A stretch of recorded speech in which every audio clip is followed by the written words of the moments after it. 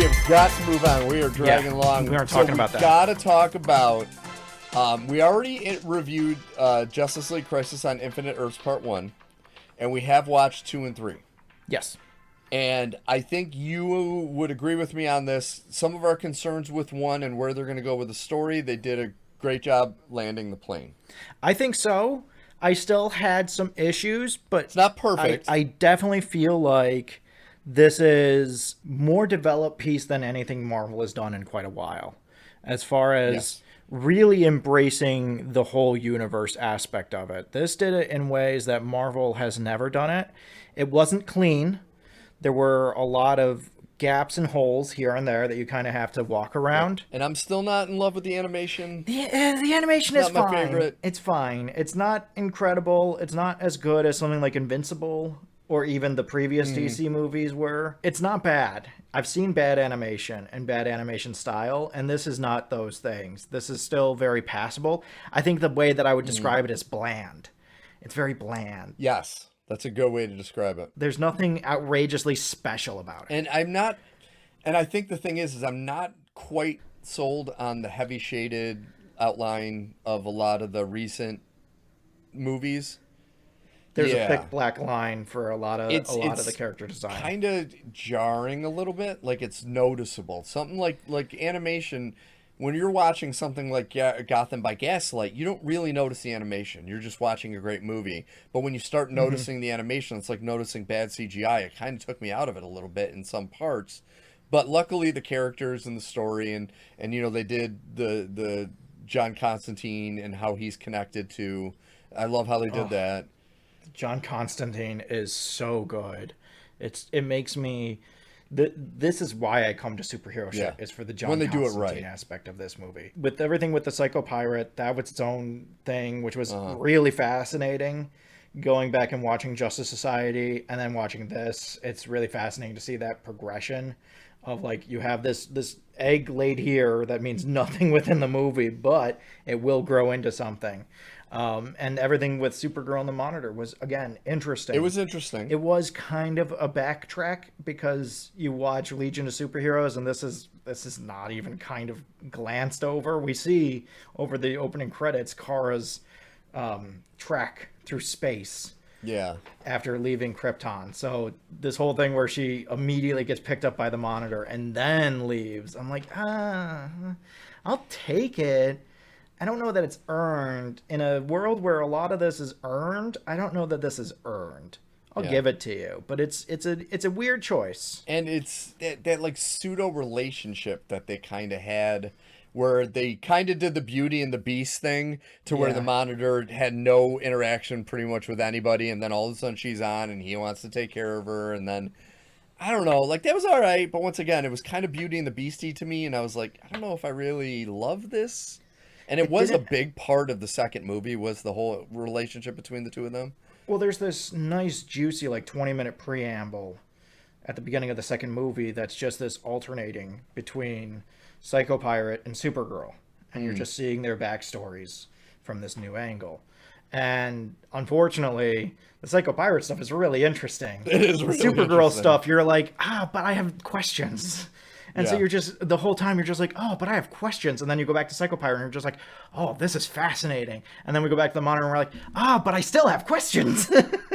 Can't I just stay with Psycho Pirate where I don't have questions? And I think that's one of my big problems about the second movie and kind of the third movie is this, just like you're saying, I wish they would have done more of Psycho Pirate, because I really loved the whole, like, the beginning of what created him and what he's done, and it was so fucking interesting. Well, it's a power set that you don't see a lot.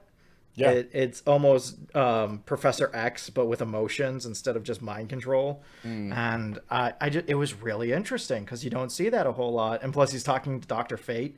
But like, this is where we start getting into some of these potholes that because they don't have the budget or the time, we just don't get an explanation. Yeah. And it's that Dr. Fate gives Psycho Pirate the ability to walk between worlds because he needs to be prepared for the crisis to come. But we see Psycho Pirate do untold damage. Yo, horrible things. And so I'm just like, Fate, can you come over here really quick? I feel like we have to have a conversation about process and listen, I know Nobu knows a lot more than either of us. I get it. Lord of Order. I get it. Is this the best idea we've ever had? I feel like this is a bad idea. And so that was just like one of the first potholes of like, we don't really get an explanation beyond this is for the crisis to come. Oh, okay. Is he going to learn anything? No. So why does he need to be able to walk between worlds? I guess I don't get that. I guess that's the part I just don't get. Help my old brain. The main bad guy in X-Men 97 wasn't Mr. Sinister, it was Bastion. This reminded me as if they gave Bastion like unlimited powers, because it was the same type of thing. Bastion did horrible things throughout the show, and then for like Magneto to say, I'm going to give you my magnetic power so you can just control metal. It was kind of the same. I had that same feeling with this. It's like, why? But why? And if there was a reason given during the plotting of everything, then that'd be fine. But we don't get a reason beyond this is for the crisis to come. Okay, I've watched the crisis to come twice. Yeah. I don't get a reason. There just doesn't seem to be an actual reason for doing this other than plot-wise. And I think that would be my main gripe with these three movies. Because once again, I did enjoy the three movies. I would probably give them a solid B as a whole. I give them a B plus as a whole. Yeah. They have one scene, which we'll talk about, which is an A plus to me. But some of the storytelling, I would say, was kind of disjointed. Up until maybe the end of the third movie, they kind of when they start tying everything together. Well, even then, if we go back to the first movie, there are things that are said in the first movie that you expect kind of to come up at some point, and they never come up. They never do. And you're just kind of left being like, okay, there's a scene where Superman Earth 1 is talking to Superman Earth 2. Mm-hmm. And Superman Earth 1 mentions that Superman Earth 2 seemed jolted by the sight of Lois Lane. Uh-huh. And Superman Earth 2 talks about like, oh yeah, we had a really good run, but she grew really old and I don't get old, and so she passed and I'm still here. That scene's not in the movie. No. And so I was like, oh, is this going to come up later? No. Nope. And there's just a few things like that where people seem to reference events that you'd think were in the movie, but they're not in the movie. Yeah. And so you're just kind of left being like, I don't kind of agree with you on this. Yeah. There's at one point the Monitor is talking about how he's for fault for everything that's happening towards the end of the movie. And I'm like, how? Camera 2, stay on him. How? That doesn't make any sense. With what's going on, with what you're saying, with what Spectre's saying, with everything that we've seen, how are you at fault for this? That doesn't make any sense. And by the end of the third movie, it makes less sense why he would be at fault for this. So it's just like, there are elements of the storytelling that are dramatically lacking. Uh-huh. And you kind of just have to get over that because you're still doing some really cool shit. Like, I can't get over that the Constantine House of Mysteries showcase movie has so much importance in this universe. It has an insane amount of importance in this universe. But again, we're given things that we don't get any explanation on. In that showcase, we see Commandy, the last boy on Earth, is given a superhero costume in a bag.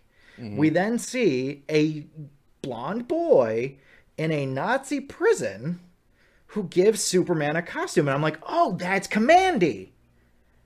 Maybe.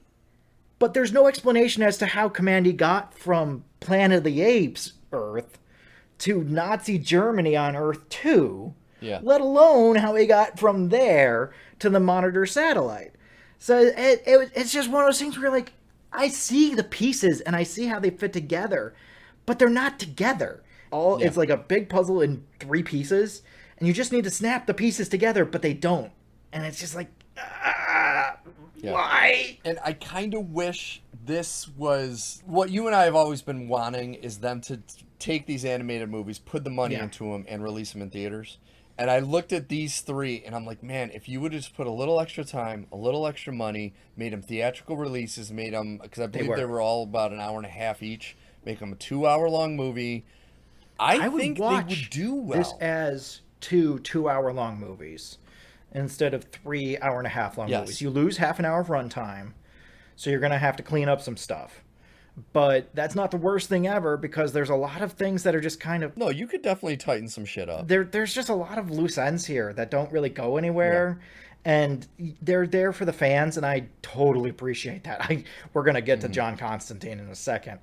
But, like, there's just so many loose ends and hanging chads. And I'm just like, this is a little messy. This could have been done a little cleaner. You know, from the explanations to the resolutions on a lot of these things. There's just, in the case of movie 2, there is no resolution to anything. Yeah. And we don't get resolution on anything. We get a time jump, which it's an interesting choice. I hate time jumps. I hate time jumps so much. You have to earn a time jump, and to earn a time jump, it takes so much effort. And you didn't earn a time jump. And so I look at movie 2, and movie 2 just keeps on setting up dominoes. It follows the J.J. Abrams mystery box of, like, you just keep on opening panels, and you're like, oh, this is going to go somewhere. And then the movie ends, and you're like, okay, but there's a part 3.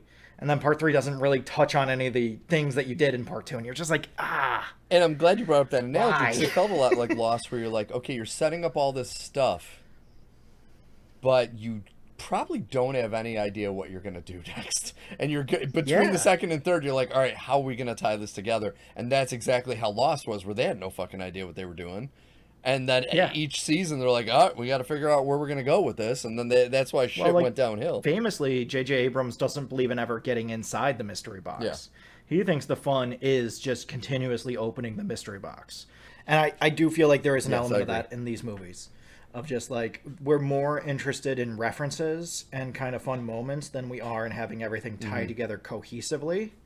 And some of those moments are worth it. Listen, some of those moments... Which, totally my favorite moment of any of these 3 movies, and I believe anyone who's a fan of the Batman the Animated Series, it's when they were showing the a la, like in The Flash, showing the different worlds being destroyed, and they get to the Batman animated universe, and it is the final performance of Kevin Conroy. It's Kevin Conroy and Mark Hamill as the Joker. And that right there was worth everything. I agree with you. I also agree with fans that are like, did you have to destroy every universe to get to this one? Did you have to destroy Justice League's universe? Yeah, the Batman animated series universe. That was interesting. I think we can get here without destroying these universes, me, myself. But anyway, before we move on to part 3, I did want to bring up the John Constantine stuff. Because that really starts in earnest in episode 2. And that is by far my favorite thing. And he was the quote-unquote mysterious old stranger. The pariah. Yeah. There's, in a lot of these Infinite Earth Crisis movies and pieces, there's a harbinger and a pariah. And so the pariah here is John Constantine. Yes. And not just John Constantine from this universe.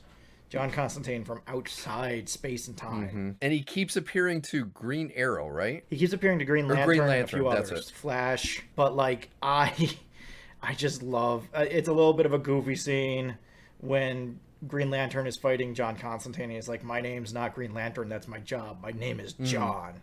And it's like... that's a little lame. It's all right. John Constantine's here.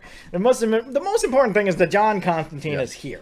He's here, baby, and he's right here, and it's John Constantine, played by Matt Ryan, and it's here, guys. Good. It's here. And, I just love John Constantine. I just love him. And to have it be so intrinsically tied to this entire other series of films is just one of the most outrageous, incredible things I've seen with superhero stuff. Marvel wishes they could do this. Marvel wishes they could pull this off.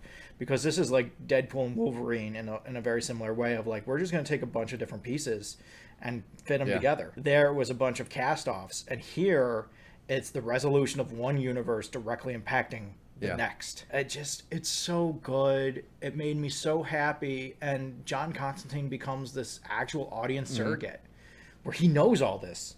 He knows all these people and all these things and everything that happened and all this other stuff. So you really feel this connection with John Constantine as he's walking Batman through this scenario because you also were there for all of this. And it's just so cool. And that's the thing. It's like, it is a payoff for those of us who watched all the DC animated movies, including the Justice League Darks and Apocalypse War and all that. It's like, yeah, this is your payoff. This is what's so great about it. This is what you spent all that time and energy on. This is why even the ones that aren't good are still fun. This is why I was thinking about like how I would show it to someone. I'd be like, I'd have to start at Justice League War. There's really no way around it, because you could start at Apocalypse War, but you'd miss so much. You would miss so much. And you could start at Justice League Dark, but you'd still miss a lot. Yeah. And so Raven is an intrinsic part. Damian's an intrinsic part. That means you have to watch the Titans movies. Like, you have to go through the entire series to get everything that's happening and all of the gravitas of what's going on. To have that all tied directly into this universe just makes it so good. It just it makes you feel so special as a fan, because it really makes you feel like you're a part of everything that's going on. Yeah, no, I agree. I think the thing that bothered me a little bit about episode 2 is you really get to know the Bat family. They spend a lot of time with the Bat family. They spend a lot of time, but the whole Terry McGinnis as Batman Beyond, they don't really use him as much. No, and they brought back Will Friedle, and he plays Commandy and all this other stuff too. But like, I like Terry. I kind of wanted to hang out with Terry. I was excited to see Terry, and I wanted to see him do more. It's like, dude, you got Batman Beyond. Like we've seen enough. Because that's unfortunately the thing that's been missing in a lot of the DC animated movies, is they haven't done a Batman Beyond one really from the series. And it's like, okay, now you have him in a movie. I love Damian. I love all the Robins, Nightwing. I love all those characters, but it's like, we've seen them. I haven't seen Terry McGinnis in a long time. Can you show me a little more of him, please? And what this did is it gave me the desire for hopefully them doing a Batman Beyond movie. Yeah. And us seeing more, because I forgot how much I love that character. Just seeing him reminded me how much I love that character in that show, and I'm like, yeah, I really wish they would have done more. It's so good. Anybody who hasn't watched Batman Beyond, it's an incredibly good show that explores a lot of superhero subjects that we have just moved on from as a genre. Yep, I agree. I think it's so good and so effective in its storytelling. I will say, that was another thought I had, was when the Batman the Animated Universe is destroyed. That's the universe Terry is from. Yeah, that's true. So, like, he doesn't care? He's fine with this? Okay, I guess. I don't know, guys. I feel like there's just a few holes. Speaking of holes, let's talk about Psycho Pirate. Oh, this is the big hole for me, is that they develop Psycho Pirate, and he convinces the Monitor to give him part of his power, similar to how he gave Supergirl part of his power, and she became Harbinger. Yep. And so Psycho Pirate now has this new added level of power, and he's even more manipulative than he ever was before. And he's taken by the Anti-Monitor, and we're introduced to the Anti-Monitor, which is kind of nothing. Yeah, Psycho Pirate starts making everybody fight each other, and then he disappears, and then that's it! Yeah. We don't get anything from Psycho Pirate. After the buildup of his story in the second movie, it's like the third one, you're kind of like, okay. Next time we see him, he's been captured by Lex Luthor somehow and been tortured for an unsure amount of time somehow. And you're just like, did he lose his part of the Monitor's power? No, because Kara still has hers. Oh, okay. So how? What? How did that happen? That's a lot of unanswered questions. That was the big one that really bugged me. Yeah. Like, going through 3, I was like, so we're just not going to talk about this at all? Because 2 literally ends on a cliffhanger. That's true. Where Psycho Pirate has turned everybody against each other, and now the Anti-Monitor has appeared. And that's how the movie ends. Yeah. And we don't get resolution on any of that. And I'm just like, what the hell? And then the Anti-Monitor using, because you see them at the end of the second one, and they're mainly in the third one, is the Sentinel-like beings that break into the universes. And I was like, I don't know if I quite love that. Well, like, if the Anti-Monitor is supposed to be the antithesis of the Monitor, kind of like the Reverse Flash is the reverse of the Flash. This is not anything like the Monitor's power not even a little bit. So you set this up that the Anti-Monitor is like some dark version of the Monitor that for everything the Monitor has been doing, it's building this dark energy somewhere in the universe, and that now that is the Anti-Monitor and it's breaking through and just destroying universes. Yeah. That's what you told us. And then in episode 3, you're like, no, that's not what it is. Hang on. Wait a second. Okay. Give me 1 second. I'm trying to follow you, man. And after watching the third movie, I was like, okay, so you have watched Star Trek the motion picture, right? The first one? The original? No, I have not seen the original. Okay. So the original, I'm not going to get into the story, but the Voyager space probe becomes like a sentient being, and it's trying to download information to Earth.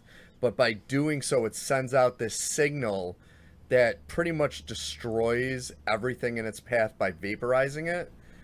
And it looks identical to what they used to destroy the Earths in this. So I'm watching it in the third one. I was like, they're using the Viger because they call it Viger in Star Trek instead of Voyager because there's a couple of the letters are etched out. And so they call it Viger. And it's like, they're using the Viger power from Star Trek the motion picture to destroy the Earths. Yeah. I don't know, it's just a little weird. It didn't quite work for me. The Infinite Crisis storyline is always kind of a weird bag of things to kind of sort through. I felt that way when the CW did Crisis, and I feel that way now. Of just like everything with the Monitor, every time I try and take it apart in any way, I'm like, I don't understand it even more. Like the more I learn about the Monitor, the more I'm like, I don't get it. I guess what I'm saying is I feel lost. I will say there is a fun little moment where Wonder Woman has to fight on Themyscira, because it's an entire planet taken over by the Amazons. And the Amazons refuse to allow any men to fight, and they die. Yeah. They die big time. Big time. And it's kind of interesting how they use that, saying that, if they're afraid if the men got power again, they would take over and become this awful like they used to be. So it's kind of interesting. Like that, I was like, oh, okay. It was interesting. But then, like, Wonder Woman goes through the antimatter wave and survives. Yeah. And I'm just like, okay, I know you said that she's immortal, but I've seen some immortal people before. Yeah. This is a new level of immortal. This is Galadriel standing in front of a volcano exploding levels of immortal. Yeah. Where I'm like, I feel like something should have happened, and I guess kind of it did, but also it kind of didn't. Yeah. And you're just kind of like, okay.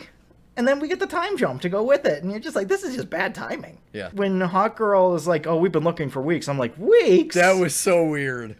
I didn't like that. I didn't like that at all. We went from the height of this crisis where everybody's going to die to the Monitor dies and teleports everybody into the neutral zone. Then we just have weeks that go by while we're all just hanging out in the neutral zone? Are you sure? And I'll be honest, I'm not a fan of the whole neutral zone thing. It kind of reminded me of like when you were playing tag with your cousins, and then you're like, no, I'm in the neutral area. You can't tag me here. I'm safe. And it's like, that's kind of what it was like. It was like, all right, you're sending them to a... They set themselves up because they have limbo inside limbo. They describe it as being limbo. I think of it as kind of like the negative zone in Marvel, where it's just kind of this empty space. So they say it's limbo, and then we go through the movie, and we find the solution to limbo is to get the Miracle Machine from the Legion of Superheroes movie and bring it back. But it's in a... Yeah. It's also in limbo, but a different limbo that's not this limbo. Multiple limbos. Where you can easily access it as long as you have Nightshade and Martian Manhunter. To the point where Nightshade doesn't even realize she's doing anything. And I was just like, again, this feels like you ran out of time. You ran out of time and you didn't have what you needed to have. And you spent too long on other things. Yeah. I don't get this. I get it. I get it. Yeah. Conceptually, I get it. I follow what you're doing. I don't get it narratively. Yeah. And I don't like the idea of the whole Miracle Machine thing. It just seems like an easy out saying, how can we fix everything? Oh, well, there's a machine that will fix it all. Well, like... And it's like, okay. That whole thing, after the halfway point in that movie, everything gets real sideways real fast. The progression of events is everybody's in this weird limbo.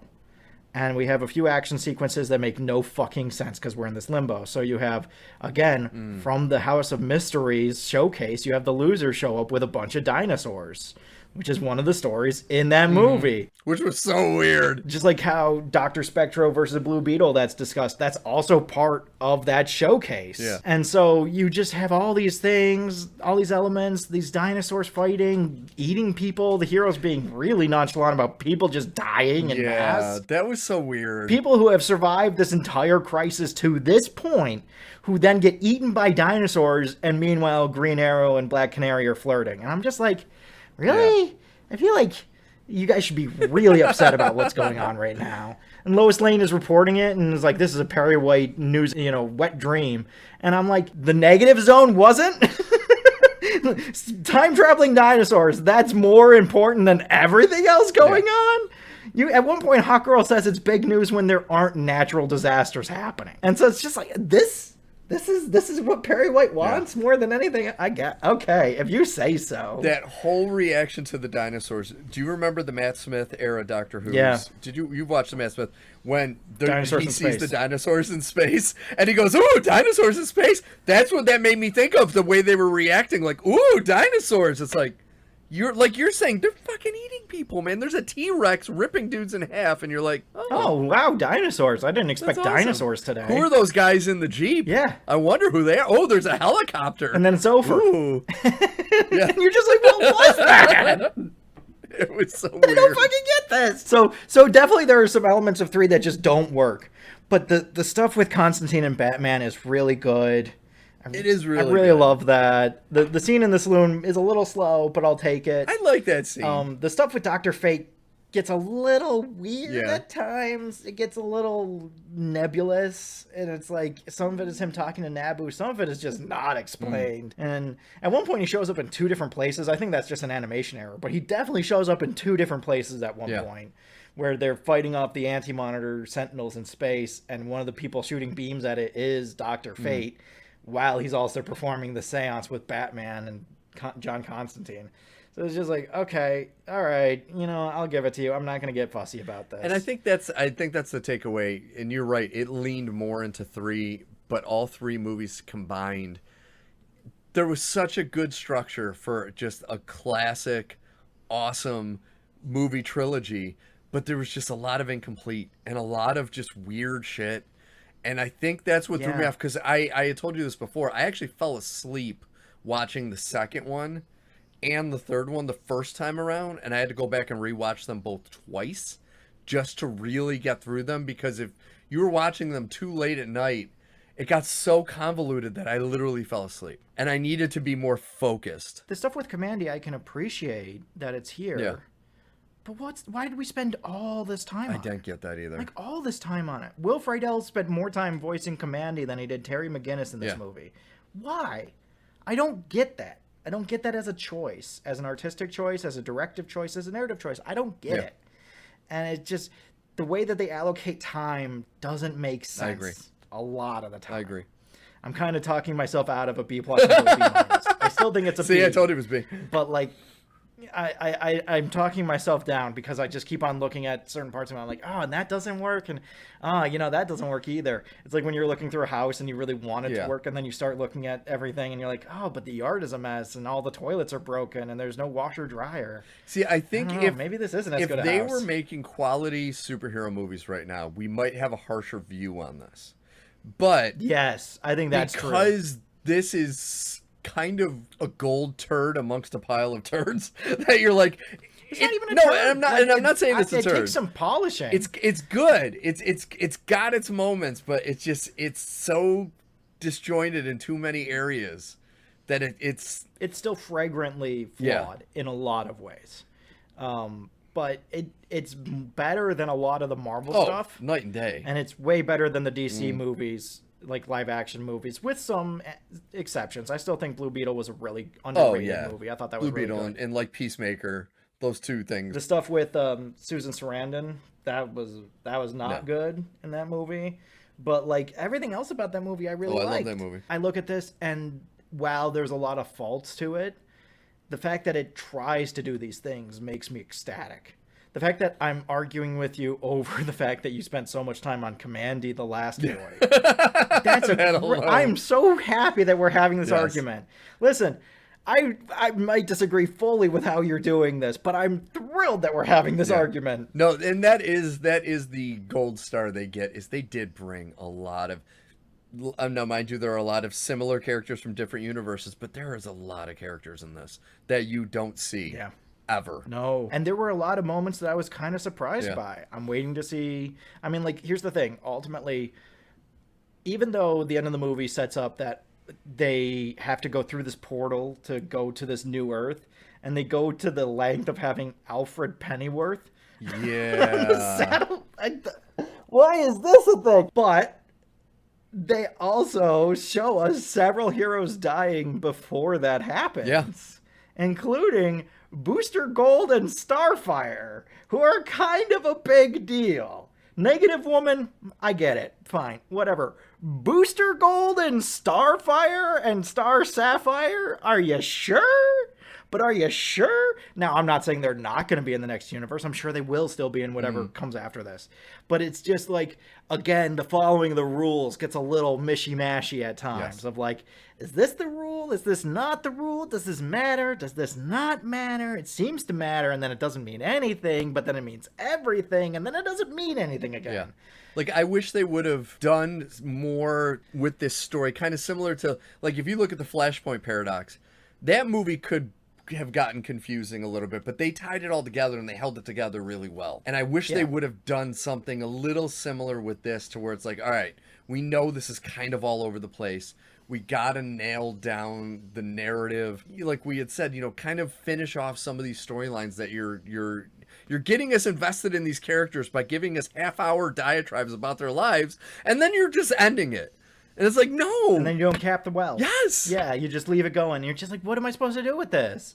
And then we do get a climax with Psycho Pirate where Martian Manhunter goes in and is like, you got to do this one thing and you're the only person that can do it. And then that's done. Yeah. And then we see his fate, and that's it. And I was just like, okay. Dude, he was such a great character. All right. That backstory was just fucking awesome. It was incredible. And the way that he's talking to Dr. Fate and then immediately gets scared out of his mind when Dr. Fate turns to him and is like, oh, you want to play? You want to get in the mud and play? Are you sure? Yes. But are you sure? Don't mess with Pierce Brosnan. And just... I'm sorry, I had to do that. The would-be Kent Nelson.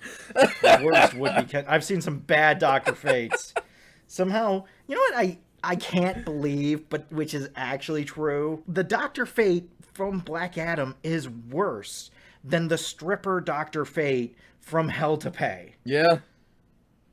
He's actually a better Dr. Fate than Pierce Brosnan's Dr. Fate, who they seem to have taken fully literally, that he just knows how everybody dies. That's not even kind of what we're doing here. Lords of Order? Anybody? I would die for a Lords of Order call out. Anything? No? Okay. And, you know, admittedly, there are a few moments like that here that I will never get over. That we get to the end of the movie, the climax of the movie, and they're discussing how to save the multiverse, what they have to do. They basically decide they have to make a holy timeline similar to Marvel, where they have this one sacred timeline. Which, if Marvel had rationalized that's why things happen the way they do in Loki, is because something bad happened and now there's this one holy timeline and we get to see the bad thing that happened, then that would totally change the tenor of that show. That's true. But the fact that we don't get anything beyond Kang had bad things happen, and so he made the sacred timeline. I'm like, okay, is this a Ravana thing? Not really. Okay, is this anything? Not really. Okay. I kind of thought it'd be interesting or something, but it's nothing. It's just nothing again. This movie has a similar moment where they're like, we got to make a holy timeline. And in the background are Two-Face and the Joker. And the Joker is talking to Barbara Gordon. I'm like, don't talk to her. You don't get to talk to her. You shut your goddamn mouth before I shut it for you. And it was weird with Two-Face just kind of hanging in the background. You're like, is that fucking Two-Face? Happening?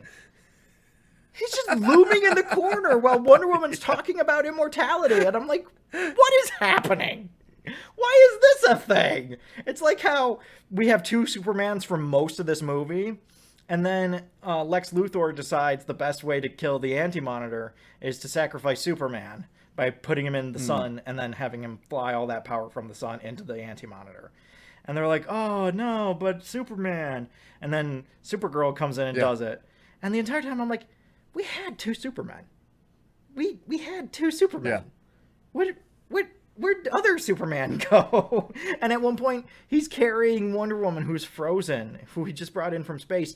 And we've seen that Earth 2 Superman doesn't necessarily have all of the same powers that Clark has. At the climax of of Justice Society, we see instead of him flying through planes, he's jumping from plane to plane, right? So he might not have full-blown flight. So at one point, he's like, Clark, I need your heat vision. But and Clark melts the ice around Wonder Woman. And I'm like, oh, that's interesting. But then we see old Superman using that's heat what I was going to say. You see him flying and using heat vision later on. That threw me off, too. And so I'm like, what the hell? and he fully disappears during this entire conversation about Kara sacrificing herself. But then he comes back. And it's just like, what is... Guys, that was one of my biggest confusions, was the 2 Supermen. The 2 Supermen kept throwing me off, because I kept forgetting who was who, which was which, and then the whole power thing, he doesn't have it, and then he does. I was like, I can't keep up. I needed to have flashcards. I feel like this needed a few differences. It needed the black background Superman shield. Yes. Like, that would have been a really easy way to see. One guy has yellow, one guy has black. I immediately know which one you are. And it would have been timely as well for the era. So, but I just, it was one of those things that, like, I was just watching and I was just like, what's going on? What's going on with these Supermen? It feels like you forgot that he was there. Like, you forgot that he had heat vision. And so you were like, oh, so we have to have the other Superman use this heat vision. But then you gave him heat vision. And then he just fully disappears when you need an extra Kryptonian. And there's this whole thing about Lex Luthor killing Superman because he has this unbridled rage and desire to kill Superman. Well, no, because there's another Superman. He's right over there, and Lex doesn't care about that Superman. Why doesn't Lex care about that Superman? Especially since they're all heading to the same planet at the end. It's like, maybe you should think about that. I was just kind of lost on some of that. It was fine. And there were still parts of it that I like. I love the murder of Darkseid and how that's the crux of the entire story. That's so cool. That's fucking so rad, and it makes me so happy. Hearing Constantine explaining who Darkseid is to a lot of them was really cool. There's something so special as a fan when they show up on Apocalypse, and Batman's like, where is this? And you're like, oh, God, we're on Apocalypse. And John Constantine's like, we're on Apocalypse. It's like, oh, shit. Oh, fuck, I know more about this than Batman. Oh, shit, stuff is really fucked up. It's like, He's the world's greatest detective now. That was another thing, is that they kept on coming back to him being a detective. And I was like, in his movie, he talks about how he didn't think he had to be a detective. So all of this is just him learning to be a detective in the last, 10 years? What do you... Guys, if you didn't harp on it, no one would bring it up, but you keep harping on it. Yeah. So here we are. They wanted to give us something to rage over. Yeah. No, and it's just like, it's an interesting end to the movie. Wonder Woman sacrifices herself so that they can build this new universe, this holy timeline. The Joker and Two-Face and all of them, they get to go through. Alfred Pennyworth gets to go through, but I guess it doesn't matter if you go through the portal. You get taken to the other universe either way. Unless you're the Spectre and John Constantine, in which case you kind of just walk off into whatever. Yeah. I imagine John Constantine showing up at Jack Kirby's drawing desk. And that's where he shows up after he leaves the station, as he enters our world. And the Spectre is just Jack Kirby's avatar for the DC universe. It's like, I would take that as an ending. I would 100% take that as an ending. No, I like this movie, but it has enormous flaws. Just enormous flaws. Now, why can't I think about the name of it? The standalone John Constantine, is it City of Angels? City of Angels. City of Angels. Demons? I think it's City of Angels. I think it's City, because I couldn't remember if it was Demons or Angels. I think it's City of Angels. I wish they would do more those kind of standalone Constantine movies. Yeah. I loved every movie he's in. the characterization in the animated is so fucking good. I gotta check out the live action Matt Ryan show because that's how he got into playing the character. I have heard good things. I actually saw because I saw the scenes he was in the Crisis on the Arrowverse. Yeah, he was good in that awesome. Too. I forgot he was in that. He was good in that. Yeah, he was really good. Because Matt Ryan is, and not the quarterback, for anybody who does follow football, not Matty Ice, Matt Ryan, the actor. He is somehow the full embodiment of John Constantine. I don't know how it happened, but he's here. And he loves it. And he's perfect. He loves the character. And he's good at it. And it just let him be the character forever. But that's what infuriates me more about this talk, and it seems to be going forward, of a second Constantine movie with Keanu Reeves. I hate that. And it's like, no, dude, don't do that. We have a Constantine now. I hate this, like, TV and movies now have blended to the point where it used to be if you were on TV, people in movies looked down on you. But for some reason, it's still that way in the superhero movies, because there's no way that Barry Allen should have been played by Ezra Miller when the dude and the Flash was so much better. Grant Gustin should just have been Barry Allen. The clear answer is just to cast Grant Gustin as Barry Allen in the movie. I don't get this. And like even Melissa Benoist, I wasn't a huge Supergirl fan, but I thought she played the part well. And it's like, dude, take these guys from the TV shows, give them proper scripts and budgets and costumes, and make them be the character. Don't take anything from Arrow. My only thing is don't take anything from Arrow. Arrow misses the mark on a lot of things. I go back and forth on Stephen Amell. He does not have the Van Dyke. He does not have the attitude. He does not have the quiver. Yeah. He does not have the cast of characters. It's as simple as looking at Diggle's quote-unquote Green Lantern costume that they had made for him. Oh, that thing was bad, terrible. Guys, it's bad. It's almost as bad as the one in the new Superhero. But oh god, it's in that same ballpark. No, but it's also like how when they did Sandman and they did Joanne Constantine. And it's like, yes, I like seeing Jenna Coleman get work. You have the physical embodiment of John Constantine in this timeline right now. He's here. He's right now. He's right here. You have to fucking use him. There is no other answer. Yeah. You can have Joanne Constantine be the ancestor of John Constantine that we meet in the past. I'll give you that. But John Constantine better be John Constantine. Well, there is a season 2 coming, so you never know. We might get it. Matt Ryan's not coming for that. I'm telling you right now. Don't think ain't so? Gonna happen. Because that would be giving us what we want, and they don't give us what we want. Hey, they hear us. And they say, we're listening, and then they give us something like that's 2 doors down. Every now and then they do. Deadpool and Wolverine is the example. Every now and then. I sent you that they took the end of Zoolander, and they did it for when he put on his mask. It's beautiful. Yeah. It's about time, baby. It's so good. It's so good. It is so good. But yeah, so that was Crisis on Infinite Earths, folks. So I know we had a lot of criticism. It is worth watching the 3 movies. They can get, once again, a little confusing at points, but just stick with it. And please use it as a jump-off point to go back and rewatch the animated DC movies, because they're so good. That's what I would really say. Go back and watch Justice League War and on. Really immerse yourself in it, because if you've gone down the Marvel rabbit hole and you followed them through all of this nonsense and whatever, or if you're a more casual fan and you never really got the whole Marvel thing, this is a better version of that same flavor. This is the flavor is more pronounced. It's not as subtle. It's not as, I would say, watered down. This is more full-blooded. This is more what you want when you're a superhero fan and you love these stories and you love following these characters. This is what you get in the DC universe. Is it perfect? No. Absolutely not. Legion of Superheroes is not a very good movie. It's very passable. It's not great. And there's a bunch of those in there, that you're just going to kind of have to wade through. I like Teen Titans versus Justice League, but there are moments in that movie that are not amazing. I will say it is absolutely worth watching and going through the whole thing. It's a little bit of a slog. You get ready. This is like 20, 30 some odd movies, each about an hour and a half long. There's some gold. They're good. And it's worth it, because at the end, when you get to that moment and John Constantine is describing what's happening and you've been along for the whole ride, there is not a feeling in the same realm of fiction.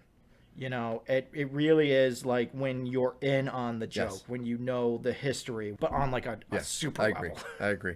Well, folks, hope you enjoyed episode 149 of NerdPod Generations. This was a long one. But once again, this is 149. We got 150 coming next week. We're still working on what we're planning on doing. And hopefully it'll be something really fun and exciting that you will enjoy as much as we will. We're going to review all the DC animated movies front to back. We're going to be a 12-hour show. So we hope you're ready, folks. You can just listen from now until the end of time.